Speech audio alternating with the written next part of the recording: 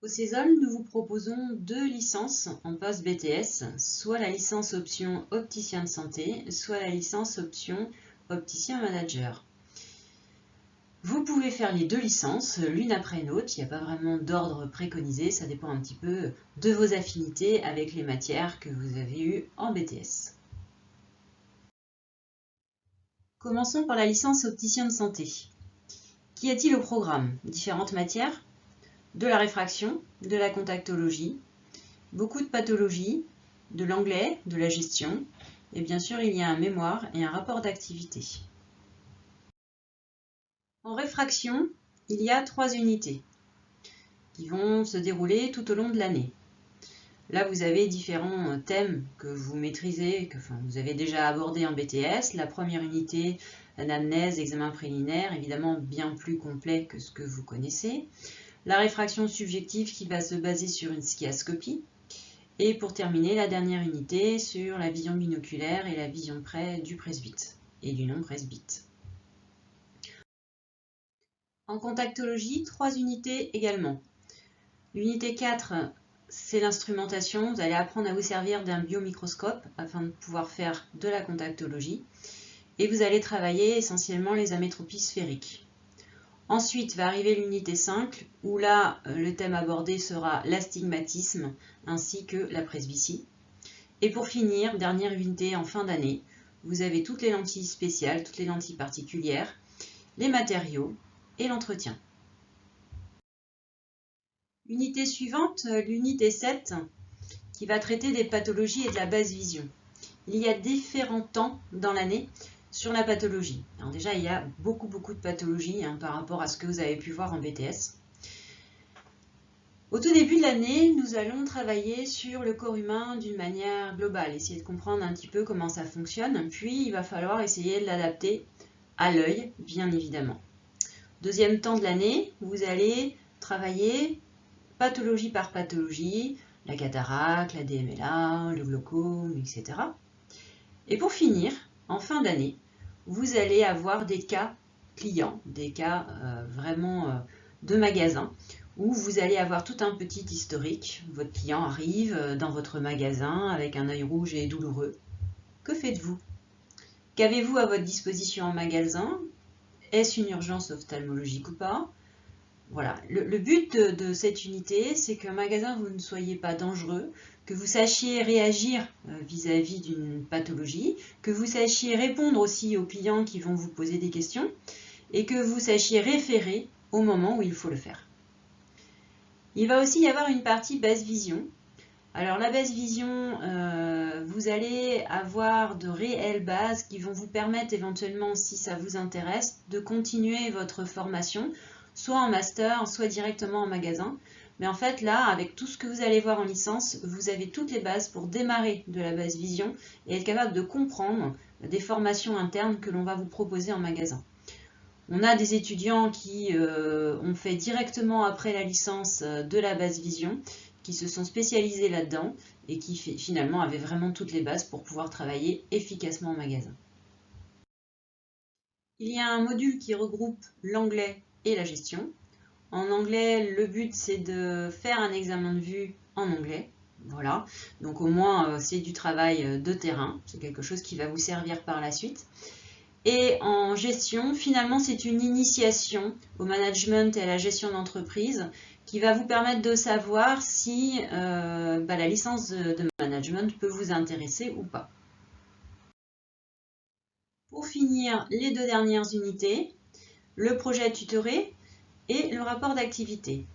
Alors, le rapport de stage, finalement, ressemble énormément à ce que vous avez fait en BTS, sauf qu'on va vous demander en partie 3 des analyses de cas que vous avez rencontrés en magasin, que ce soit en contactologie, en basse vision ou en réfraction.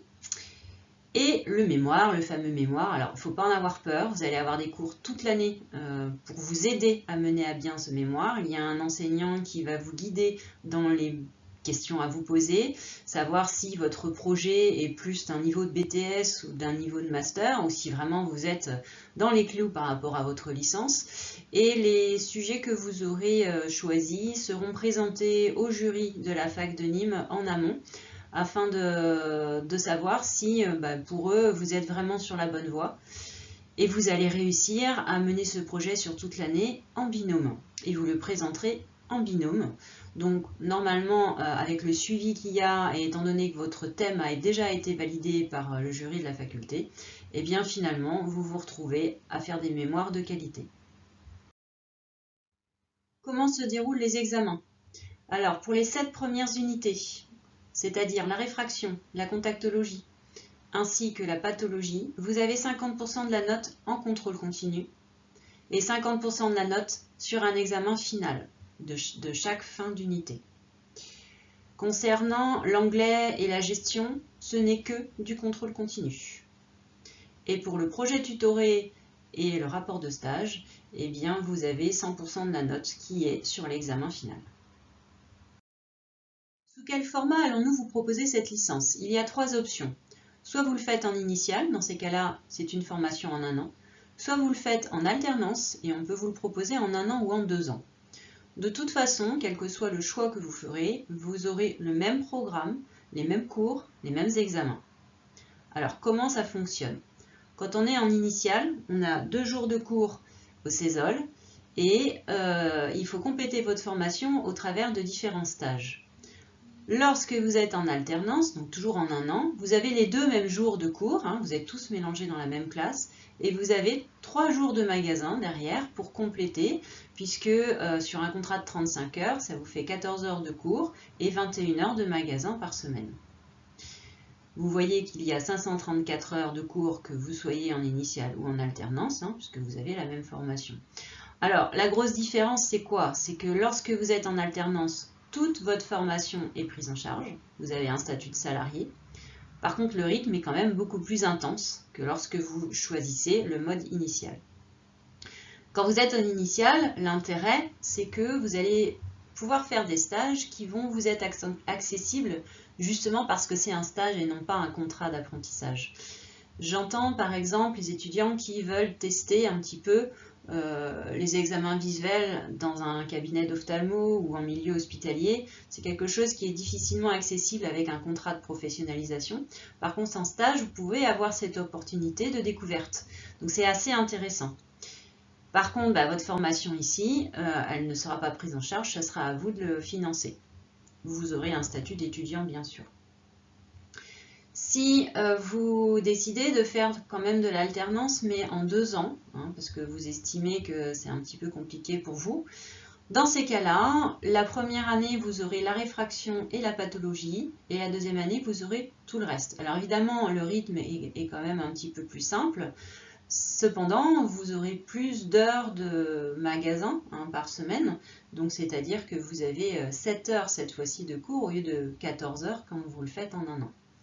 Alors c'est un petit peu piégeux cette alternance en 2 ans, si je peux me permettre, puisque finalement on a quand même des étudiants qui se lassent et qui se disent finalement si j'avais fait en 1 an, j'aurais pu mettre en parallèle mes cours de réfraction et de contactologie. Et comme ils sont mélangés avec ceux qui le font en 1 an, ils se rendent bien compte que l'on progresse quand même un petit peu plus vite.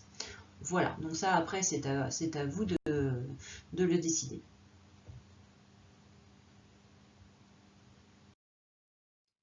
Maintenant que je vous ai présenté le programme et les différentes modalités d'examen, la question se pose, pourquoi le CESOL?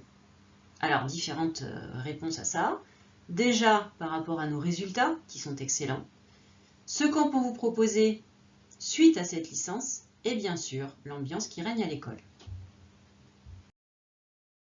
Parlons tout d'abord des pourcentages de réussite en licence, qui sont sur le graphique, vous le voyez, très souvent proche de 100%.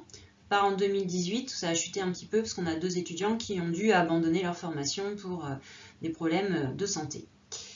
Alors, ces résultats, comment on y arrive? Plusieurs raisons à cela. Déjà, on travaille avec des petits groupes. Petits groupes, j'explique, en TP, vous n'allez pas être plus que 10-12 étudiants. Et énormément de TP. Donc ça permet d'avoir des gens qui vont être sur le terrain capables de faire assez rapidement des adaptations de lentilles, des examens visuels un petit peu plus poussés que ce que vous avez appris en BTS. Deuxième raison, on est rattaché à la fac, mais vous allez finalement travailler sous un format qui qui ressemble énormément à celui du BTS. À savoir, il n'est pas question d'aller vous donner un polycopier à travailler pour dans un mois par exemple, et revenez donc avec vos questions, on en rediscute. Là vraiment, les cours sont vraiment faits toutes les semaines, vous avez le prof en face de vous, et vous revenez avec vos questions semaine après semaine, les questions évidemment qui se sont posées au travers de votre expérience de magasin. Autre raison, le contrôle continu. Mine de rien, vous allez avoir des devoirs toutes les semaines. Ça vous permet à vous de savoir où vous en êtes, savoir s'il faut remettre un petit coup de collier dans une matière ou une autre. Et ça permet aussi aux enseignants de savoir s'ils doivent revenir sur des points particuliers qui ont été mal acquis. Hein, et ça ressort évidemment sur les devoirs. Donc ça nous permet de revenir en arrière et de vous réexpliquer les choses qu'il faut réexpliquer. Plutôt que d'attendre la fin d'année et vous faire un examen final et puis vous dire revenez en septembre, vous avez l'été pour le travailler. Donc nous on ne fonctionne pas comme ça. Voilà, donc ça c'est pour la partie résultat. Ensuite, on a du matériel qui est récent. Donc ça, vous le verrez au travers de la visite. Tous nos lampes à fente sont adaptées avec des appareils photo. Alors l'intérêt de ces appareils photo, c'est que ça vous permet de faire des TP finalement, des comptes rendus de TP sur photo. Donc les enseignants vont vous les vérifier, voir si c'est les bons grossissements, les bonnes lumières, les bons grossissements, etc. Et puis en fin d'année, vous allez les ressortir pour faire vos révisions. Autre intérêt, c'est que finalement, on a beaucoup d'étudiants qui continuent leur formation derrière et il y a deux options. Soit vous faites une licence de gestion. C'est-à-dire qu'au travers de tout ce qu'on a pu vous apprendre pendant cette licence, vous allez avoir une petite initiation en management et puis ça va vous permettre de savoir si vous avez envie de continuer sur cette licence de gestion.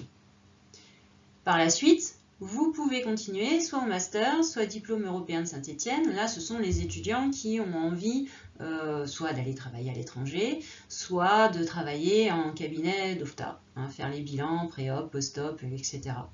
Donc, on fait venir des anciens étudiants qui vous font des petites conférences, qui vous expliquent ce qu'ils apprennent et ce que ça leur a apporté dans leur vie professionnelle. Voilà, ça vous permet de mieux choisir. Choisir le CESOL, c'est aussi assurer votre avenir. Je m'explique. Déjà, vous êtes sûr de pouvoir entamer votre licence en septembre. En fait, ce qui se passe, c'est comme nous faisons la licence en initiale et en alternance, même si votre employeur vous lâche au mois d'août, parce que ça peut arriver, eh bien vous pourrez commencer votre formation en initiale et basculer en apprentissage dès que vous aurez trouvé votre employeur. Donc ça, c'est un gros avantage. Ensuite, on vous propose une place garantie en licence opticien manager, c'est-à-dire qu'on va vous sonder en cours d'année, vous demander si vous avez envie de continuer sur cette licence et on vous réservera cette place pour l'année suivante. Vous pouvez, grâce à cette licence opticien de santé, continuer, je vous l'ai dit, en master ou en diplôme européen. Alors les conditions d'accès sont sur dossier. Et pour finir, vous aurez un emploi avant d'être diplômé, ça c'est garanti si vous le cherchez. En fait, on a souvent des étudiants qui viennent nous consulter parce qu'ils ont postulé dans plusieurs endroits et finalement, ils ont plusieurs postes, ils doivent choisir avant même d'avoir leur licence. Voilà, donc ça c'est quand même un gros avantage. Je vous parlais des excellents résultats du CESOL, et bien cela passe aussi par une très bonne ambiance. On peut la ressentir dans les différentes soirées organisées à l'école. Nous avons aussi la journée d'intégration où nous faisons un escape game, ce qui permet de délier les langues très très rapidement. Là, nous sommes en train de fêter la fin des épreuves de fin d'année avec nos licences et profiter du beau temps et du barbecue.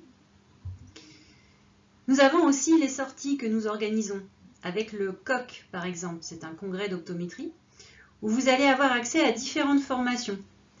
Ces formations, vous les choisirez. Elles sont faites par des ophtalmos, des orthoptistes, des optométristes. Et vous en reviendrez ravis, ça c'est garanti. Et puis finalement, ce qui est très important aussi, c'est l'ambiance en classe. Voilà, elle vous donne envie de venir chaque semaine. Pour terminer, parlons de la procédure d'admission. Donc pour accéder au CESOL, il suffit de candidater en ligne et envoyer votre dossier. Après étude, je vais vous convier à un entretien individuel d'admission qui se fait en ce moment à distance. Suite à cet entretien, vous saurez tout de suite si vous êtes admis à l'école en initiale ou en alternance. Et pour valider votre inscription, il vous faudra, en fonction de votre choix, soit une signature de contrat avec l'employeur si vous avez choisi l'alternance, donc ça évidemment ça se fera dans un deuxième temps. Et si vous avez choisi la formation en initiale, il faudra régler un acompte pour réserver votre place. De toute façon, que vous soyez en alternance ou en initiale, vous aurez un contrat d'inscription qu'il faudra nous retourner signé. Voici la fin de cette présentation. Je vous remercie pour votre attention et bien sûr, je vous rejoins pour répondre à toutes vos questions.